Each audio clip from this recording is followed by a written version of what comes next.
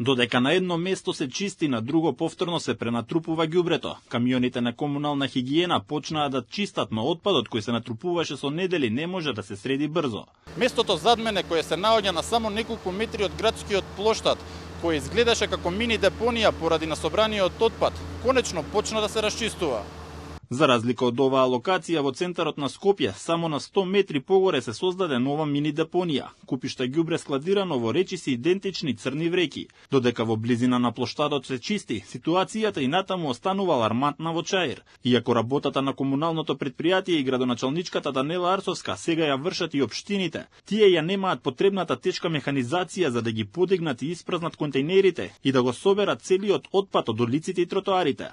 Помош во механизација пристигна од Кавадарци и Куманово, но и таа не е доволна за целосно да се исчисти градот. Дополнителен проблем представуваат и кучињата скитници кои го разнесуваат ѓубрето по улиците. Граѓаните револтирани велат дека Скопје никогаш не бил повалкан и дека некој треба да одговара за еколошката катастрофа.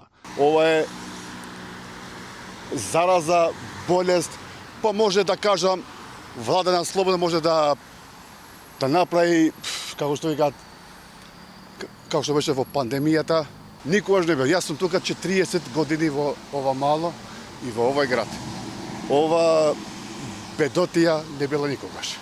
Катастрофа. Не било никогаш понечисто Скопје од сега. А за ова до сега треба да одговара.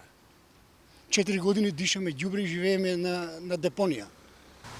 Катастрофа, ше. Катастрофа. Сегде е вака.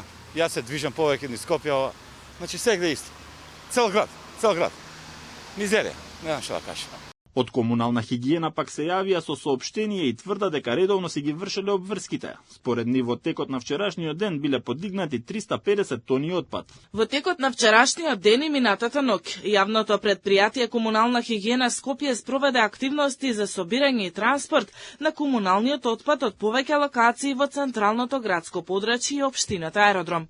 Во рамките на активностите беа подигнати вкупно 350 тони комунален отпад. Би сакале да информираме јавноста дека досега немаме добиено одговор од страна на градоначалниците на скопските општини, каде го одлагаат отпадот од наводните активности за собирање на комуналниот отпад, што тврдат дека ги спроведуваат. Вработени во комуналец се жалат за состојбата и велат дека и тие се жртви. Синдикатот најави кривична против раководството на претпријатието поради доцнење на платите и лошата состојба со возниот парк. Освен полицијата и обвинителството почна постапка. Проверува како работеле град Скопје и јавното претпријатие. Оттаму не ја исклучуваат можноста освен комунална хигиена да бидат опфатени проверки на други институции.